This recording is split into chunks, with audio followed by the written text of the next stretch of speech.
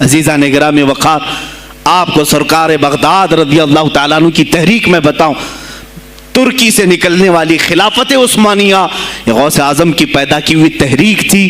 اتنا ہی نہیں، آپ کے آخری زمانے میں سرکار خواجہ غریب نواز معین الدین چشتی رضی اللہ تعالیٰ عنہ کی ملاقات بغداد میں ہوئی، معین الدین اجمیری رضی اللہ تعالیٰ عنہ کی ملاقات ہوئی۔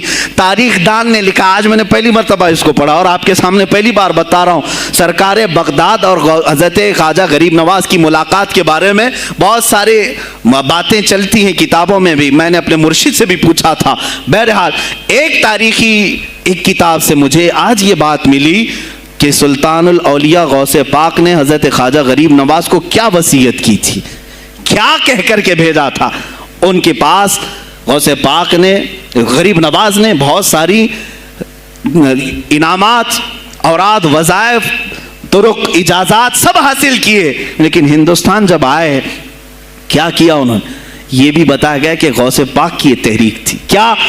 سلطان الہند سرکار غریب نواز نے شہاب الدین غوری کو بلا کر کے ہندوستان میں پرچم اسلام لہرانے کا حکم دیا تھا۔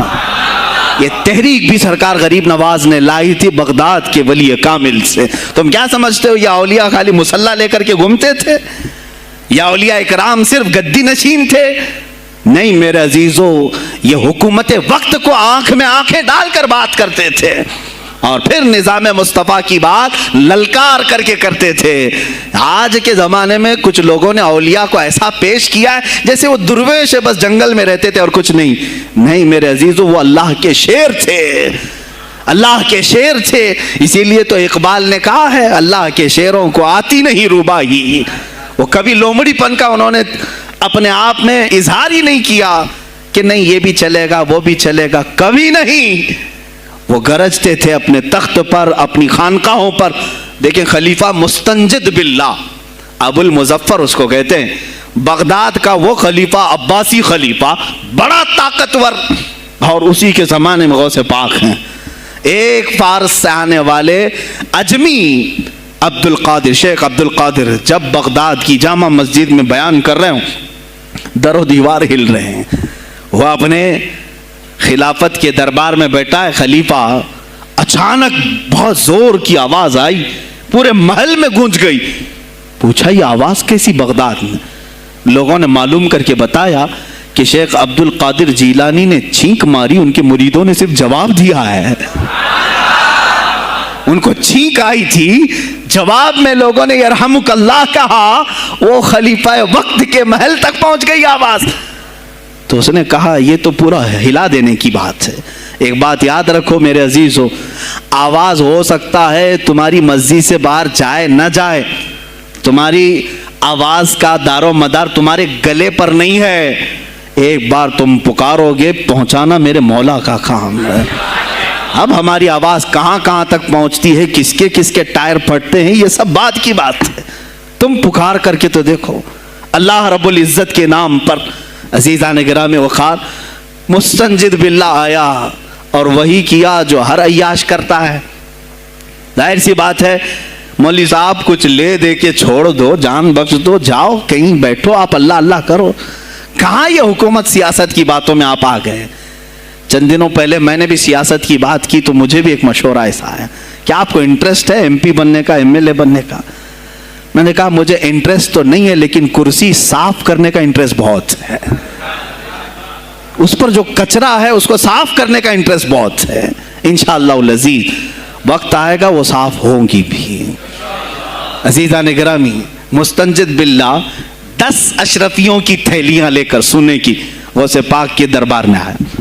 آپ مریدین کے ساتھ بیٹھے، ارے وہ حال و قال کی مجلسیں ہیں۔ مستنجد باللہ آیا، غوث پاک کی بارگاہ میں کہا کہ یہ حضور آپ قبول کر لیں، نذرانہ ہے۔ آپ نے کہا تو رکھ لے اپنا نذرانہ، تو اپنے پاس رکھ لے۔ کہا کہ ہدیہ قبول کرنا سنت ہے، آپ سنت کے خلاف کرتے ہیں۔ غوث پاک نے کہا اللہ ایک تھیلی لیا اور اپنے بغل میں دبا کر کے اس کو نچوڑنا شروع کیا تو اس سے خون ٹپکنا لگا۔ خون اتنا ٹپکنے لگا تو حاضرین مجلس دم بخود رہ گئے۔ خلیفہ مستنجد باللہ بھی دیکھ رہا تھا۔ غوث پاک نے فرمایا ابھی تو یہ ایک تھیلی ہے، میں 10 کو نچوڑوں گا تو یہ خون تیرے دربار تک پہنچ جائے گا، تیرے دربار تک پہنچ جائے گا۔ تو مجھے وہ اشرفیاں دینے آیا ہے جو تو نے غریبوں کے مال کو چوس کر کے حاصل کیا، تو مجھے خریدنے کے لیے آیا ہے۔ اگر مجھے تیرے خاندان کی حرمت کا خیال نہ ہوتا تو میں آج پورے بغداد کی نالیوں میں اسی کا خون بہاتا۔ خلیفہ مستنجد باللہ بے ہوش ہو گیا، اور اس کے بعد جب ہوش آیا اس نے توبہ کیا اور آپ کے ہاتھ پر بیعت بھی کیا۔ اب اس کے بعد وہ خلیفہ ایسا پاک ہوا، نظر غوث جو پڑھی۔ اب اس کے بعد دربار خلافت کے حالات کیا ہو گئے سنیں۔ میں آج سیاست پر بات کر رہا ہوں۔ اب خلیفہ مستنجد باللہ کا دل جب صاف ہوا، 8 دن کے بعد وہ حاضر آیا، کہا سلطان الاولیاء اے شیخ عبد القادر جیلانی، آپ حکم فرمائیں کہاں کس طرح کا گورنر رکھنا چاہیے، گورنر کس طرح کا ہونا چاہیے آپ دیں۔ غوث پاک نے اپنے خلفاء کو حکم دیا کہ لسٹ بنائی جائے، اسلامی سلطنت میں گورنر کون ہوگا۔ لسٹ بنی، کہا وہ ہوگا جس کی تہجد قضا نہیں ہوتی، وہ گورنری پر آئے گا جو سنت رسول کو ہلکا نہیں سمجھتا ہوگا، وہ گورنری پر آئے گا جس کی نمازیں کوئی قضا باقی نہ رہی ہوں، اس لیے کہ جو اللہ کا قرضہ باقی رکھے گا وہ لوگوں کا بھی مال کھا جائے گا۔ آپ نے لکھایا نام، خلیفہ مستنجد باللہ نے آپ کے اشارے پر گورنر پورے تبدیل کر دیے۔ ہر جگہ پر ایسے لوگوں کو رکھا جو سرکار غوث پاک کے یا تو مرید تھے یا خلیفہ تھے یا شاگرد تھے، اور ان کے دلوں میں اللہ کا خوف تھا، اور وہ پورے بغداد اور آس پاس کی سلطنتوں کو سنبھالے ہوئے تھے۔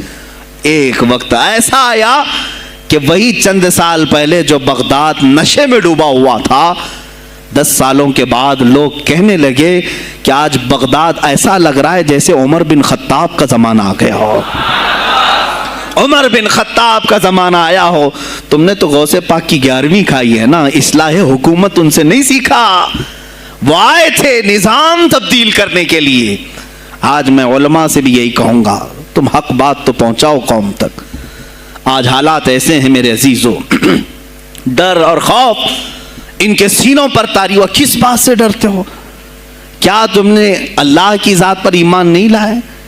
یہ نہیں کہتے ہو موت و حیات اللہ کے ہاتھ ہے، رزق اللہ کے ہاتھ ہے، پھر ڈرتے حکومت وقت سے کیوں؟ مجھے ابھی چند دنوں پہلے ایک میسج یہ بھی آیا تھا کہ حضرت آپ تو پاکستان کے علامہ خادم حسین کی تعزیت پر بیان کر رہے ہو، آپ دیکھ نہیں رہے یہاں کا ماحول کیسا ہے؟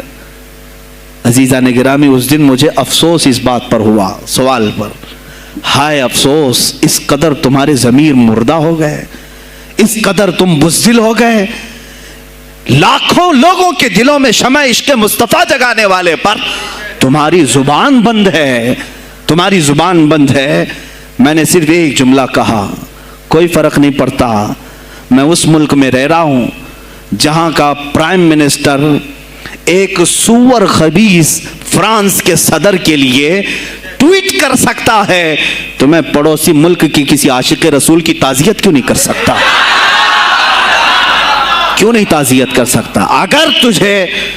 اگر ہندوستان کی تخت پر بیٹھنے والے کو فرانس کے صدر سے کوئی دلی عشق ہے، محبت ہے، تم اس کی معشوقہ ہو یا محبوبہ ہو، مجھے فرق نہیں پڑتا، لیکن اتنا ضرور ہے عاشق رسول مشرق میں ہو، شمال میں ہو، جنوب میں ہو، مغرب میں ہو، جب اس کی روح جائے گی تو ہماری بھی روح تڑپے گی۔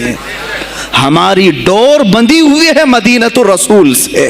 میرے آقا صلی اللہ علیہ وسلم کی جو بات کرے گا وہ پھر کسی بھی ملک کا باشندہ ہو۔ تم کہتے ہو تعزیت کے لیے، ارے میرے عزیز، اگر میں سامنے ہوتا تو اس کے قدموں کی خاک میں اپنے امامے پر رکھتا۔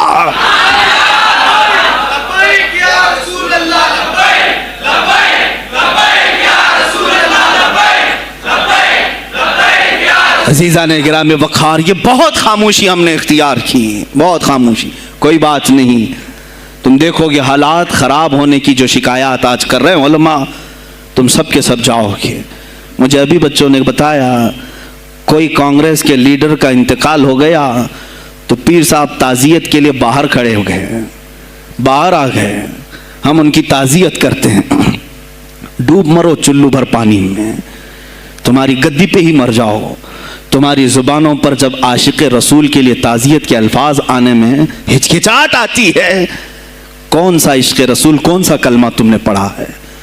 غوث پاک کی اگر تمہارے اندر ذرا برابر بھی نسبت ہے تو میں کہوں گا میرے عزیزو، سلطان الاولیاء غوث پاک عاشق رسول ہی نہیں، فنا فی الرسول تھے۔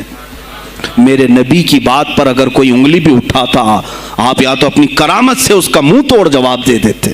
کسی عیسائی نے صرف یہ کہا تھا میرے نبی عیسیٰ افضل ہے، وہ مردوں کو زندہ کرتے تھے، آپ کو جلال آیا، کہا محمد افضل نہیں ہے اس لیے کہ وہ مردے زندہ نہیں کرتے تھے، آپ اس کا ہاتھ پکڑ کر قبرستان لے گئے، میرے نبی پر بات کرتا ہے، میں تجھے زندہ کر کے دکھاتا ہوں۔ اپنی کرامت سے مردے کو زندہ کر کے دکھایا۔ اب بول کون افضل ہے، عیسیٰ افضل ہے کہ میں افضل ہوں؟ تو نے تو عیسیٰ علیہ السلام کو مردے زندہ کرتے دیکھا تو نہیں، لیکن عبد القادر کو سامنے دیکھا۔ غوث پاک نے کہا میں اپنا موازنہ عیسیٰ علیہ السلام سے نہیں کرتا ہرگز، لیکن یاد رکھنا میرے نبی پر اگر زبان کھولے گا تو عبد القادر اپنے قدم سے اس کو جواب دے گا۔ وہ جواب دیتے، آپ کی زندگی ناموس رسالت کی حفاظت کے لیے گزری ہے۔ سلطان الاولیاء غوث پاک رضی اللہ تعالیٰ عنہ کی بارگاہ میں جب ایک سوال آیا کہ لوگ کہتے ہیں نبی ہر جگہ کیسے حاضر ہو سکتے ہیں، آپ نے خود کر کے دکھا دیا۔ کوئی صاحب آئے، کہا ہمارے گھر دعوت ہے آپ تشریف لائیں، کہا ٹھیک ہے آتا ہوں۔ تھوڑی دیر بعد دوسرے آئے، کہا ہمارے گھر دعوت آپ آئیں، سیم ٹائم پہ کئی 70 لوگ آئے، سب کی دعوت قبول کی۔ دوسرے دن شام میں لوگ آ کر کے فخر کر رہے ہیں آج میرے گھر شیخ عبد القادر جیلانی آئے تھے، دوسرا کہہ رہا نہیں میرے گھر آئے تھے، تیسرا کہہ رہا میرے گھر آئے تھے۔ ایک وقت میں سب گھروں پر کیسے؟ سبوں نے کہا انہیں سے پوچھتے ہیں وہ کہاں گئے تھے۔ جب لوگ آئے تو سننے میں یہ آتا ہے کہ آپ ایک درخت کے نیچے بیٹھے تھے، لوگ سوال کرنے کے لیے آئے، سب آپس میں کہہ رہے ہیں ہمارے گھر آئے تھے، ہمارے، آپ بتائیں کیا کس کے گھر گئے تھے؟ تو انہوں نے کہا درخت کے اوپر دیکھو۔ تو لوگوں نے درخت کے اوپر نگاہ ڈالی تو دیکھا ہر پتے پر شکل عبد القادر نظر آ رہی ہیں۔ فرماتے ہیں اللہ نے عبد القادر کو یہ اتنی قدرت دی ہے کہ بیک وقت وہ کئی جگہوں پر حاضر ہو سکتا ہے۔ تو جب ایک غلام رسول کو اللہ نے یہ طاقت دی تو رسول مختار کو کتنی طاقت دی ہوگی؟ انہوں نے ناموس رسالت کو واضح کیا ہے میرے عزیزو۔ اولیاء کاملین اسی لیے آتے ہیں، وہ نبی کا پرتو بن کر کے آتے ہیں، اور آج ان کے نام کی 11ویں کھا کر کے موٹے ہو رہے ہیں، بس اور کچھ نہیں۔ اور لوگ یہ سمجھتے ہیں نفس کو موٹا کر کے تم اپنی زبانوں میں گھی لگا چکے ہو، بولو گے تو پکڑے جاؤ گے، بولو گے تو تمہارے اوپر کیس ہو جائے گا، ہو نہیں تو۔ میرے عزیزو آج تو حالات ایسے ہیں، میں رو پڑا کل جب مجھے یہ رپورٹ ملی کہ صرف ہندوستان کی سوشل میڈیا پر 25,000 پوسٹ میرے نبی کی شان میں گالیاں دی گئی ہیں، 25,000 لوگوں نے گستاخی کی ہے۔ تم بھی تو رات بھر انٹرنیٹ چلاتے ہو، پورا کا پورا وقت اپنے موبائل میں صرف کرتے ہو، جانا ہے تمہیں بھی میرے آقا کی بارگاہ میں، یاد رکھنا حضور پاک صلی اللہ تعالیٰ علیہ وسلم کے دربار میں جانے والے ہو اور تمہارا کوئی عذر قبول نہیں کیا جائے گا۔ حضرت سعد بن ربیع کی وہ بات مجھے یاد آتی ہے، جنگ احد میں حضور کی حفاظت کے لیے لڑتے لڑتے میدان میں ایسے آ گئے تھے کافروں کے کہ آپ کے گوشت کے ٹکڑے اڑ رہے تھے، جسم کے گوشت کے ٹکڑے اڑ رہے تھے، میرے آقا دیکھ رہے تھے۔ شام کا وقت ہوا، احد کا میدان، حوازیں، سناٹا، 70 لاشیں پڑی ہوئی تھی صحابہ کی۔ اللہ کے نبی نے پکارا میرے سعد کو ڈھونڈو، کہاں ہے سعد، کہاں ہے؟ صحابہ کہتے ہیں ہم آواز دینے لگے سعد تم زندہ ہو، رسول تجھے بلا رہے ہیں۔ حضرت سعد بن ربیع 7 لاشوں کے نیچے دبے ہوئے تھے اور سانسیں بھی چل رہی تھی، سانسیں چل رہی تھی۔ صحابہ نے جب آواز دینا شروع کیا کہ رسول پاک یاد کر رہے ہیں، وہیں سے وہ حرکت کرنے لگے، اندر سے آواز دی اے جوانوں سعد زندہ ہے، میں یہاں لاشوں کے نیچے دبا ہوا ہوں۔ ہٹائی گئی لاشیں تو دیکھا ان کے جسم میں کچھ بچا ہی نہیں تھا، کچھ نہیں تھا، سب پھٹ چکا ہے، پیٹ کو تک چاک کیا گیا ہے، سانسیں باقی۔ سعد بن ربیع کہتے ہیں اے صحابہ شاید میں رسول اللہ تک نہیں پہنچ پاؤں گا، हुजूर ऊंचे टीले पर बैठे हुए हैं, शायद नहीं पहुंच पाऊंगा, मेरा सलाम मेरे नबी तक पहुंचा देना, हुजूर तक पहुंचा देना। लेकिन आने वालों को क्या कहा जानते हैं? मैं ए जवानों तुम सबसे कहूंगा आज के हालात में। साद इब्न अबी रबी कहते हैं ए सहाबा, मैं तो जा रहा हूं, मेरी आखिरी सांसें हैं, लेकिन अगर तुम्हारी आंखें चमकती रही, तुम्हारे जिस्मों में जान बाकी रही, और मेरे नबी पर अगर किसी ने उंगली उठाई और गाली दी, मैं क़यामत के दिन उसे नहीं छोड़ूंगा। और याद रखना, अल्लाह की बारगाह में तुम्हारा कोई उज़्र कबूल नहीं किया जाएगा अगर तुम्हारे जीते जी तुम्हारे नबी की जात पर किसी ने कीचड़ उछाला। हजरत साद रबी इतना कह करके इंतकाल हो गए, वो हुजूर तक पहुंचाए भी नहीं जा सके।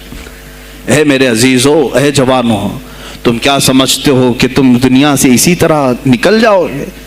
कुरान में भी अल्लाह ने कहा, अम हसिबतुम अन तदखुलुल जन्नत, तुम ये सोच करके बैठे हो कि हम जन्नत में चले जाएंगे। पीर साहब का दामन पकड़ लिया है, मुझे तो जाना ही है जन्नत में, पीर बख्शवा देंगे हमें। तुम बरस में एक मर्तबा 11वीं करके और फातिहा नियाज करके समझते हो इस्लाम का हक अदा कर दिया। यहां तुम्हारे नबी की अजमत पर रोज बरोज हमले हो रहे हैं। आज कुफ्र खुल करके आया है सामने, नहीं देखते आप? कुफ्र खुल करके सामने आया है तासुब के साथ। हर शहर में जाते हुए गुंडे ललकार रहे हैं इस्लाम के खिलाफ हमारे मुल्क में। अगर मैं खुल करके आया तो मेरा क्या जुर्म है इसमें? मेरा क्या कसूर है इसमें? क्या आप भी मैं ना बोलूं? हाँ, आज तुम्हारे पास ताकत है, पावर है, जो कुछ भी हसर और रसूख है, इससे ज्यादा क्या करोगे कि तुम मुझे जेल में बंद कर दोगे? मैं कल की तफसीर में भी यही कहा। एक मौलाना साहब ने कहा, क्या आप इतना बोल रहे हैं, आप पर ऐसे एक्ट लगाए जाएंगे कि जिंदगी भर आपकी जमानत ही नहीं होगी। आप पर ऐसे कानून लगाए जाएंगे कि आपकी जिंदगी भर जमानत ही नहीं होगी। मेरा दिल ये कहता है, ऐ लोगों, इस तरह जी कर फायदा भी क्या? ऐसी आज़ादी किस काम की जिसमें रोज उठते साथ मेरे नबी की शान में गुस्ताखियां हम सुन रहे हो और हुजूर को कोसा जा रहा हो, हम खाते पीते घूम रहे हो। इससे बेहतर है कि जेल की कोठरी में हम जिंदगी गुजार लें, कल बारगाह मुस्तफ़ा में उठने वाला चेहरा तो रहे हमारे पास। अगर अल्लाह के नबी सल्लल्लाहु अलैहि वसल्लम ने सवाल कर लिया पकड़ करके कि तेरे जिंदगी में, तेरी जवानी में मुझ पर तो लोग रंगीला रसूल कह रहे थे, तू क्या कह रहा था? तू क्या कह रहा था उस जमाने? तुम क्या कहोगे? ऐ अल्लाह के नबी, मैं मजदूर था, मैं कुछ नहीं कर सकता था, मैं गरीब था, काम काज करता था, मैं कुछ नहीं कर सकता था। याद रखो, उस वक्त मेरे आका तुम्हारे सामने बिलाल हबशी को लाकर खड़ा कर देंगे। ये क्या था बिलाल? ये तो गुलाम था, इसकी पीठ पर सिल रख करके पीठ गला दी जाती, तब भी अपनी जुबान पर मेरा नाम लेना नहीं छोड़ता था। तुम कौन सी मजदूरी की शिकायत ले जाओगे? बहाना करोगे अल्लाह की बारगाह, रसूल की बारगाह में बहाना करोगे? ऐ गिरोह उलमा, तुमको अल्लाह ने मिंबर दिए हैं खिताबत के लिए, अल्लाह ने अपने रसूल का मिंबर तुम्हें दिया है, इसलिए नहीं कि तुम हुकूमत की खुशामदी करो, तुम अपने वक्त के तागूती कुव्वतों की खुशामदी करो, इसलिए नहीं, बल्कि आज तुमसे कौम मुसाफा करके हाथ चूमती है सिर्फ इसलिए कि तुम्हारी जुबान पर नाम मुस्तफा है। आज उलमा की जो इज्जत है सिर्फ इसलिए, तुम्हारी पगड़ियां, तुम्हारे जुब्बे देख करके कौम इज्जत नहीं करती, सिर्फ इसलिए इनके दिलों में तुम मचलते हो कि तुम मुस्तफा करीम की बातें करते हो। उलमा को जानना चाहिए कि तुम्हारी इज्जत नबी से वाबस्ता है। आबरूए माज़ा नाम मुस्तफ़ा अस्त, हमारी आबरू, इकबाल ने कहा था, हमारी आबरू नाम मुस्तफ़ा से वाबस्ता है। अगर उसी नाम को किसी ने छेड़ा तो फिर हमारा जी कर मतलब क्या है? हम किस काम के? मैं एक मिसाल से समझाता हूं। मस्जिद है, दीवार के पेंट को अगर किसी ने खुरच लिया तो हो सकता है माफ कर दें, हम उसको छोड़ दें। किसी ने लकीर निकाल दी दीवार पर, हम छोड़ दें उसको। लेकिन मियां वो हमारे सामने आकर पिल्लर हिलाने लग गया और मस्जिद का ये पिल्लर तोड़ने लग गया, खामोश बैठोगे? और अगर तुम खामोश बैठे तो इसका अंजाम क्या होगा? उसने पिल्लर हिलाया तो सिर्फ पिल्लर नहीं टूटेगा, ये छत पूरा सबके ऊपर गिरेगा। आज जालिम कुफार पूरे तुम्हारी जड़ को हिला रहे, मेरे नबी की जात को, सीधे मुस्तफ़ा करीम की जात को हिला रहे हैं। अल्लाह के हबीब सल्लल्लाहु ताला अलैहि वसल्लम की नामूस को हल्के में मत लेना मेरे अजीजों। लाखों जाने जाती हैं, जाएं इस्लाम पर, حضور اکرم صلی اللہ تعالیٰ علیہ وسلم کی ذات کو ہلکے میں مت لینا. اور اگر انہوں نے ہلانا شروع کیا ہے اگر حضور کی ذات پر, حیرت ہو رہی, 25,000 پوسٹ تم میں سے کس نے کمپلینٹ کی ہیں؟ سائبر کرائم کو کمپلینٹ کر سکتے تھے. ہمارے جذبات کو ٹھیس پہنچا ہے. ہم آزاد ملک میں رہ رہے ہیں, میرے نبی سے چھیڑ چھاڑ کیوں ہو رہی ہے؟ کسی نے آواز اٹھائی؟ کچھ ہیں اللہ ماشاء اللہ, کچھ علماء, کچھ وکلا اس کے پیچھے لگے ہوئے ہیں. لیکن میرے عزیزو, ہر مسلمان کا یہ حق ہے, تمہاری نسبت رسول پاک سے ہے. اب انہوں نے ہلانا شروع کیا تو انتظار کرو, جس دن یہ چھت گرے گی عذاب بن کر سب پیچھے جائیں گے, سب اس میں گرفتار ہوں گے انشاءاللہ العزیز. ہم مہم چھیڑیں گے, ہم مہم چھیڑیں گے اس بات کی. اگر آج تم کثرت میں ہو تو اس کا کیا مطلب, جو چاہے تم کر لو گے. ہم اتنے گئے گزرے تو نہیں ہیں کہ ہمارے نبی کے اوپر بھی تم چلے جاؤ. ہاں ہمیں رون دیا, ہمیں مار دیا, ہمیں قتل کر دیا, سب برداشت کر لیا, لیکن اب اس سے آگے نہیں برداشت کریں گے انشاءاللہ العزیز. میں آواز دیتا ہوں اسی منبر سے, اے گروہ علماء, اے جماعت صوفیہ, اے خانقاہ کے گدی نشینوں, باہر آؤ. آؤ حکومت وقت سے ایک مطالبہ یہ کرو, اے حکومت وقت کے تخت پر بیٹھنے والوں, ہمارے ہند میں پارلیمنٹ میں بھی ایسا قانون پاس کرو کہ کوئی میرے نبی کی ذات پر بھونکے تو اسے موت کی سزا ہو جائے. ہم یہ چاہتے ہیں. اگر اس قانون کو تمہیں لانے میں کچھ زندگیوں کی ضرورت ہے تو یہ فقیر حاضر ہے اور میرے ساتھ بھی کچھ تمہارے لیے حاضر ہوں گے. لے لو ہماری جانیں اور ایک قانون ایسا بنا دو تاکہ قیامت تک پھر یہاں پر کوئی نہ بھونکے میرے نبی کی ذات پر. تم قانون صرف میرے نبی کے لیے نہیں, تم اپنے دیوی دیوتاؤں کے لیے بناؤ, شانتی سے رہو. ہم نے کبھی تمہارے خلاف بھونکا نہیں ہے, ہم نے کبھی دیوی دیوتاؤں کو چھیڑا نہیں ہے, اس لیے کہ اسلام اس کی اجازت نہیں دیتا. ہم گالی نہیں دیتے, ہم اسلام کی حقانیت سے بیان کرتے ہیں. لیکن خاموش رہنے کی یہ سزا ہمیں دی جا رہی ہے کہ ہمیں گالیاں دیتے دیتے یہ اب ہمارے نبی تک پہنچ گئے, ہماری ماں عائشہ صدیقہ تک پہنچ گئے, اور ہمارے تمام اکابرین اسلاف تک پہنچ گئے. اور 25 کروڑ کی تعداد میں خاموشی یہ اچھی نہیں ہے میرے عزیزو, اچھی نہیں ہے. آج افسوس اسی بات کا ہے جن کو اللہ تعالیٰ نے اپنے نبی کی نیابت عطا کی ہے, وہ نائب رسول ہیں یا کسی خانقاہ کے گد نشین ہیں. تم یہ مت سمجھ لینا کہ تمہارے آبا و اجداد کمال کے تھے, بزرگان دین تھے, تم چھوٹے جاؤ گے. نہیں, سوال تو ہوگا, تمہیں سوال ہوگا, مجھ سے بھی ہوگا. میں یہ نہیں کہہ رہا ہوں کہ میں کوئی الگ ہوں, سوال ہوگا. آؤ سر جوڑ کر کے ہم اس سلسلے میں کوشش کریں. غوث پاک رضی اللہ تعالیٰ عنہ کا یہی میسج تھا. ہندوستان میں شہاب الدین غوری نے جو پرچم اسلام لہرایا وہ آج تک اس کی دین ہے کہ مسلمان زندہ ہیں, مسلمان باقی ہیں. پوری دنیا میں نظام کو صحیح کرنے کے لیے آواز اٹھانا یہ بھی اولیاء کاملین کی بات ہے, ان کی صفات ہیں. صرف اپنی خانقاہ میں اللہ اللہ اور ذکر کرانا ہی ان کا کام نہیں تھا, وہ دلوں کو تو دھلتے ہی تھے, لیکن جو نظام سنبھال رہا ہوتا اس کی باغ ڈور کو بھی دھلتے تھے, اس کی بھی صفائی کرتے تھے. تو اللہ کا ڈر رکھنے والا کرسیوں پر آئے, جو کسی کا خون چوسنے والا نہ آئے. عزیزان گرامی وقار, اپنے سیاسی شعور کو بھی بیدار کرو, سیاست کو سمجھو. تم کب تک استعمال ہوتے رہو گے؟ اب اس میں علماء کو بھی آنا چاہیے کہ ان کے سیاسی شعور کو بیدار کرے. تمہارے ساتھ آج جو کھیل کھیلا جا رہا ہے, تم ہر ایک کی جے وجے کرتے ہوئے ہر پارٹی کے پیچھے جاتے ہو. تم نے آج تک اپنا قائد نہیں ڈھونڈا, اپنا قائد نہیں ڈھونڈا.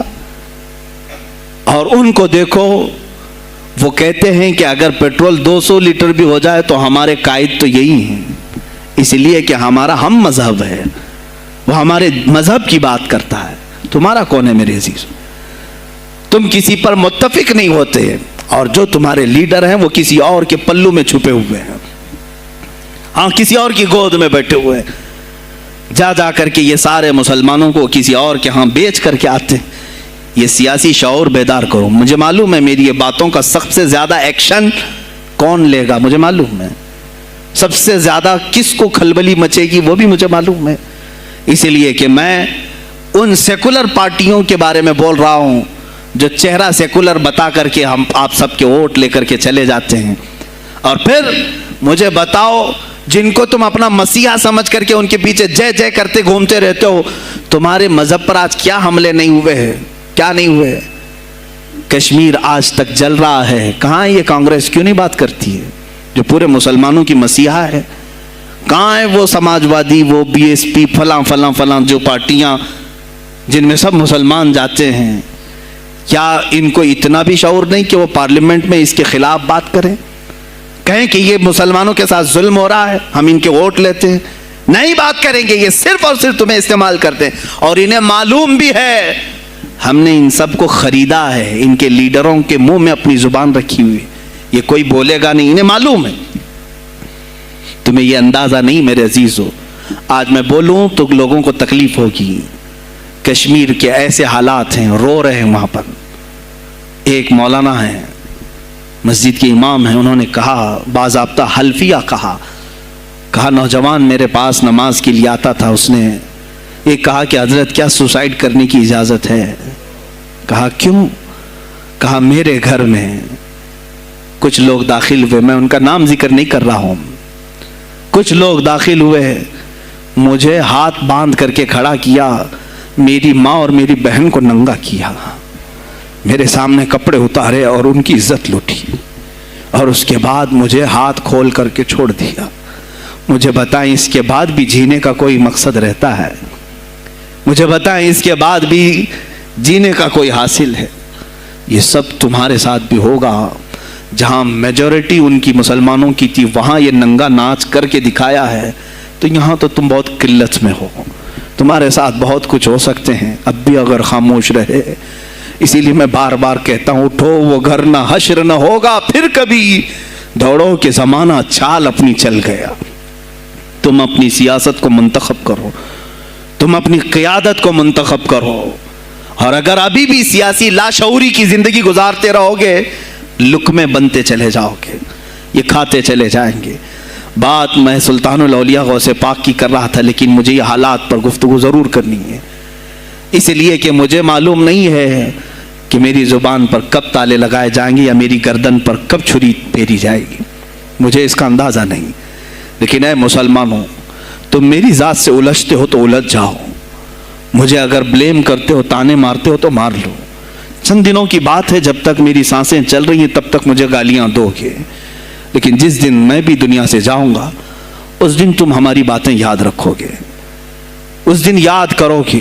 مجھے اپنے بچوں کو یہی بتانا ہے کہ اب وہ دور آیا ہے جہاں ممبروں سے بھی بولنے میں اب گھبراہٹ ہے.